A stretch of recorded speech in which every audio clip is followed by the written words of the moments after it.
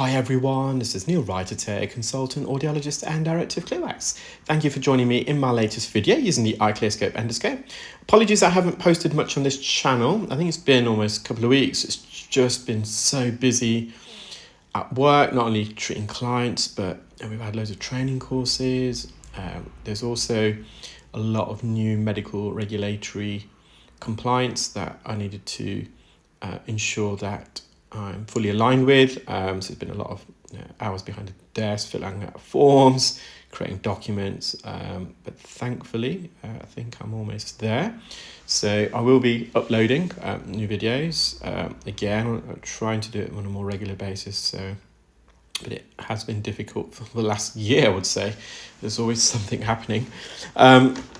So this patient is my uncle. I've uploaded quite a few of videos of me performing procedures on my relatives recently. I think there was an uncle recently, about a month ago, and then about 3 aunties, I think, in the space of the last 3 months. So just to give you a case history, so my uncle does suffer from earwax. I think the last time they had it professionally removed was about 20 years ago.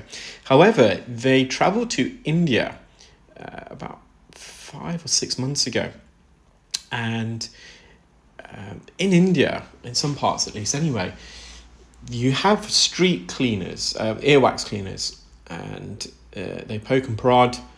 And so my uncle decided to visit one of these cleaners in India. I think it was on the beach, and they probably removed a little bit of wax near the entrance. And but my other uncle was in company, and they told me anyway that they had some kind of, it wasn't real earwax, I don't think, but kind of some softish and hard debris, actually. I think he said they had come, it's like a stone, and they revealed it to my uncle afterwards, trying to make them believe that this is what they removed from the ear. And sometimes the placebo effect does work.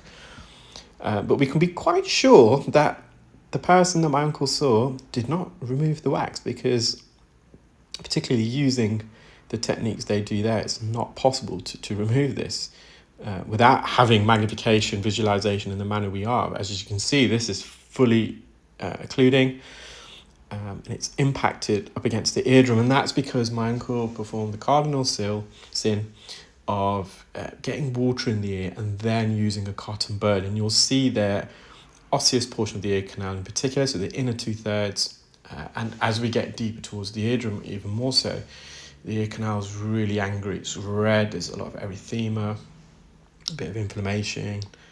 So I'm just slowly but surely removing these plugs, and every time I remove a plug I think, job done. But you can see there's another one here, so I'm just going to get a bit higher up, and I'm going to leverage this downwards. You see it's quite dark, so that's another telltale sign that this wax has been there for longer than the last 5 months.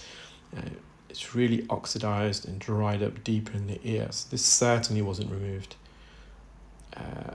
when my uncle had someone in India clean his ears on the beach, and hopefully he won't be doing that again.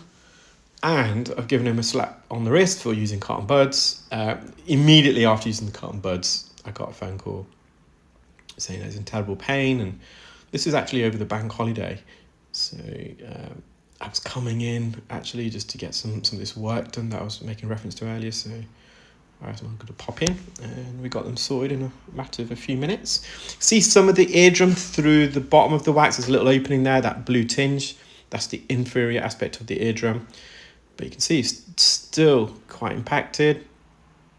And now the eardrum is slowly revealing itself. We can see the posterior quadrant. The ear canal is quite red in this region.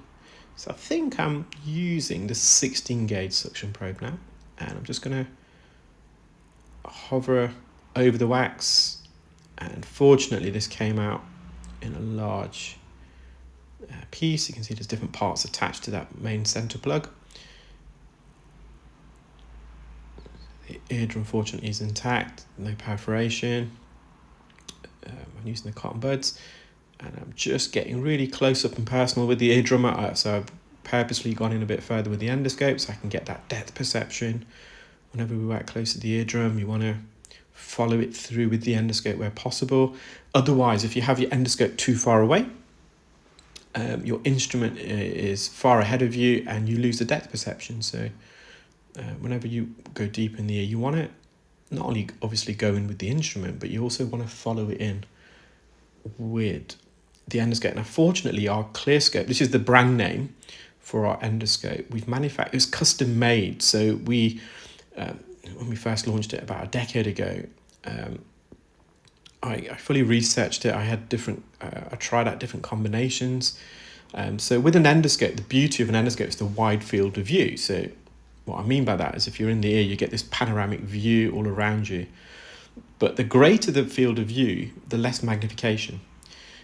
And which then would mean if you're removing wax very deep in the ear, you would have to insert the endoscope deeper and deeper in the ear to get the required magnification, which then can be difficult to also then insert the instrument. So with the ClearScope endoscope, we've refined the field of view and magnification ratio. So I sacrificed some of the field of view, so I've got greater magnification, so it allows me to remove wax deeper in the ear. There's a bit of wax here and there, but the ear was very tender, angry, so it's not going to cause a problem. That's all the wax. You can see some really dark pieces there, so that's been certainly there more than the last 5 months. But I hope you enjoyed that video, guys. Take care, keep well, and speak soon. Bye.